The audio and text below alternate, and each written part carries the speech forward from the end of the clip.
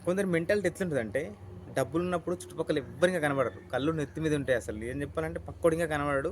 మొత్తం ఒక రేంజ్‌లో ఉంటది. సో, లక్షలు, లక్షలు సంపాదించినప్పుడు అందులో నుంచి కొంతలో కొంతైనా ఎవరు ఆపదలున్నారో, లేకుంటే మీ చుట్టుపక్కల ఎవరైనా బాలేకుంటే వాళ్ళకి హెల్ప్ చేయొచ్చుగా. అట్లా హెల్ప్ చేయరు. కొందరుంటరైతే పిల్లికి బిచ్చం ఇంకేయరు. సో, అలాంటి సిట్యుయేషన్‌లుంటరు. సో, ఎప్పుడైనా గానీ ఒకటి గుర్తుంచుకోవాలి. ఓడలు బండ్లయితాయి, బండ్లు ఓడలయితాయి. అన్ని సిట్యుయేషన్ సేమ్ ఒకేలాగా ఉండయి. మనకెప్పుడు అసలు సిట్యుయేషన్ మారడానికి క్షణం సరిపోతది. సో, ఉన్నంత వరకు నిజాయితీగా ఉండి బాగుండాలి. నలుగురితోని కలిసిమెలిసి ఉండాలి. సో, ఇప్పుడు మహేష్ బ్రో విషయానికొద్దాం. తను వైజాగ్‌లో ఒక కేఫ్ ఓపెన్ చేసిండంట. కేఫ్ ఓపెన్ చేసిండంట. దాదాపు ఒక రూ. 1,00,000 తన దగ్గర ఉంటే ఇంకా కొద్దిగా అప్పు తెచ్చి ఇన్వెస్ట్‌మెంట్ చేసి ఒక దర్ఫీ అనే కేఫ్ ఓపెన్ చేసిండట. సో, అంతవరకు బాగానే ఉన్నది. సో, దానికి చాలామంది ఇన్‌ఫ్లుయెన్సర్‌లు, రివ్యూసర్‌లు మొత్తం మీద గ్రాండ్‌గా వైజాగ్‌లో ఓపెన్ చేసిండు. సో, స్టార్టింగ్ కొద్దిగా మంచిగా నడిసింది. సో, ఇప్పుడు ఎట్లున్నదంటే అది మొత్తం కంప్లీట్‌లీ నష్టాల్లోకెళ్ళిపోయిందంట. ఎందుకు? తనకు దాంట్లో అనుభవం లేదు. దాన్ని ఎట్లా మెయింటైన్ చేసిండో తెలవదు. సో, అవన్నీ ఏం తెలియకుండా దాదాపు అంత అమౌంట్‌తోని ఎందుకు స్టార్ట్ చేయాల్సొచ్చింది? సో, అది ఆయనకే తెలవాలి. సో, అంత అమౌంట్‌తోనైతే స్టార్ట్ చేసిండు. సో, అందులో అనుభవం లేకుండా స్టార్ట్ చేసిండు. మొత్తం మీద అది రన్నింగ్‌లో నడుస్తుంది.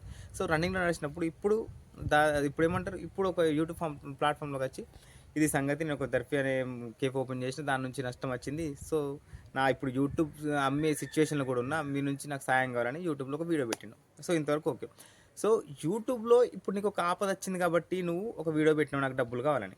సో, అంతకుముందు నువ్వు ఒక ఆల్రెడీ నీ దగ్గర 60,00,000 ఉన్నాయనుకుంటాం. సో, నీకు ఆ రివ్యూ ఇచ్చే ఛానెల్‌లో నీది పెద్ద ఛానెల్. దాదాపు మిలియన్స్ ఆఫ్ వ్యూస్ వస్తాయి నీకు. సో, అన్ని అంటే లక్షలు, లక్షలు ముందు సంపాదించినావు. సో, అన్ని లక్షలు, లక్షలు ముందు నువ్వు సంపాదించినప్పుడు ఆపదలో ఉన్న వారికి ఏ ఒక్కరికైనా సాయం చేసినావా? పోనీ చుట్టుపక్కలకన్నా ఎవరికైనా సాయం చేసినావా? ఎవరికన్నా అనాథాశ్రయాలకు ఎవరికన్నా సాయం చేసినావా? లేదు. సో, అన్ని గల డబ్బులున్నప్పుడు నీకు చుట్టుపక్కల ఎవ్వరు గుర్తురారు. ఎవ్వరికి సాయం చేయాలనిపించదు. కానీ ఆ సిట్యుయేషన్ నీ వరకొచ్చే వరకు మాత్రం నువ్వు నలుగురిని సాయం ఏమంటావు హెల్ప్ అడుగుతావు. సరే. ఇప్పుడు నువ్వు అంత పెద్ద ఇన్‌ఫ్లుయెన్సర్ గదా!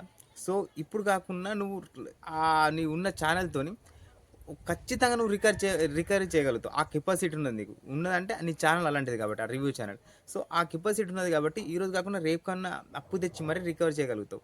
సో, ఆ లాంగ్ టర్మ్ నీకు అవసరం లేదు. ఇన్‌స్టంట్‌గా నీకు ఇప్పుడు జనాల నుంచి ఏదైతే అవి వచ్చినాయనుకో సింపుల్‌గా అయిపోతది గదా! అప్పు చేయని అవసరం లేదు. అంత శ్రమ పడాల్సిన అవసరం లేదు. నువ్వు తలుచుకుంటే నీ అంత పెద్ద ఛానెల్ కాబట్టి తొందరగా రికవర్ అయితది. నువ్వు ఆ రకంగా చేయొచ్చు గదా! అది అవసరం లేదు. జనాలొచ్చి ఖతం జనాలకు ఒక రిక్వెస్ట్ పెట్టి నాకు డబ్బులు పంపండి అని వీడియోస్ పెట్టేసినావు. సో, అంతకుముందు నువ్వేమన్నా జనాలకి చేసుంటే గదా! వాళ్ళ నుంచి ఏదో ఒక కొద్దిగా నువ్వు ఎక్స్‌పెక్ట్ చేసేది. నువ్వు ఒక్కడికి ఇంకా ఒక్కరికి సాయం చేయలేవు. అలాంటప్పుడు నువ్వు జనాల నుంచి ఎట్లా ఎక్స్‌పెక్ట్ చేస్తావు? అందుకనే ఉన్నంత వరకు కొంతలో కొంతైనా సాయం చేయడానికి అలవాటు చేసుకో. అట్లా నువ్వు ఒకవేళ ఆటోమేటిక్ కొందరికి ఎవరికైనా సాయం చేసుంటే, నువ్వు అసలు అడగనవసరం లేదు. నాకిట్లా ఆపద ఉన్నదని తెలిస్తే జెన్యూన్‌గా జనాలకే అనిపిస్తది. పాపం ఆపదలో ఉన్నాడురా మనం హెల్ప్ చేయాలని. ఇప్పుడు నువ్వు పెట్టిన వీడియోకి మాక్సిమం అందరూ నెగెటివ్‌గా రియాక్ట్ అవుతున్నారు. దాని అర్థం ఏంటిది? జనాలకు నువ్వు ఏమి ఇయ్యనప్పుడు నువ్వు జనాల నుంచి ఏమి ఎక్స్‌పెక్ట్ చేయొద్దు. ఇప్పుడు నువ్వు ఏదైతే యూట్యూబ్‌లో చేసుకుంటావో అది నీ స్వార్థం కోసం, నీ స్వలాభం కోసం మాత్రమే కదా! దాని నుండి జనాలకి ఏం లాభం లేదు. సో, అలాంటప్పుడు నువ్వు ఇంకా జనాల నుంచి ఏమి ఎక్స్‌పెక్ట్ చేయలేవు. ఇది అందుకనే దీని నుంచి 2 నేర్చుకోవాలి. ఒకటి అనుభవం లేనిది లేకుంటే మనకి అనుభవం లేని బిజినెస్ ఏదైనా గానీ అలా ఎంట్రీ కావద్దు. సో, అలా ఎంట్రీ అయ్యే ముందు ఒకదానికి 10 సార్లు ఆలోచించాలి. ఇంకోటేంటంటే మన దగ్గర మనీ ఉన్నాయి గానీ ఎగిరెగిరి పడొద్దు. సో, సాధ్యమైనంత వరకు మనలో ఉన్నలో కొంతలో కొంతైనా సాయం చేయడానికి ప్రయత్నించాలి. ఆ సాయం ఈరోజు కాకుండా రేపైనా ఏదో రకంగా మనకు తిరిగొస్తది. ఇన్‌కేస్ తిరిగి రాకున్నా జనాల దృష్టిలో అబ్బా! పర్లేదురా మంచోడని ఒక పేరన్నా ఉండిపోతది కదా! ఆ పేరు సరిపోతది. ఈ ఇయర్ కాకుండా రేపైనా మనం డబ్బులు సంపాదించుకోవచ్చు. సో, అది మంచితనం ఎప్పటికైనా మంచితనంగానే ఉండిపోతది. సెల్ఫిష్‌తనం ఎప్పుడైనా సెల్ఫిష్‌గానే ఉండిపోతది. సో, దీనిలో ఏది చూజ్ చేసుకోవాలో అది మన మన చేతిలో ఉంటది. చిత్రం ఏందంటే డబ్బులు అసలు సాధారణంగా చాలామంది మేము సున్నా నుంచి ఎదిగినాం అంటాడు. సున్నా నుంచి ఎదిగినోడు చుట్టుపక్కల కష్టపడుతున్నాడంటే వాళ్ళ ఏం బాధైతే అర్థం చేసుకోగలుగుతారు కదా!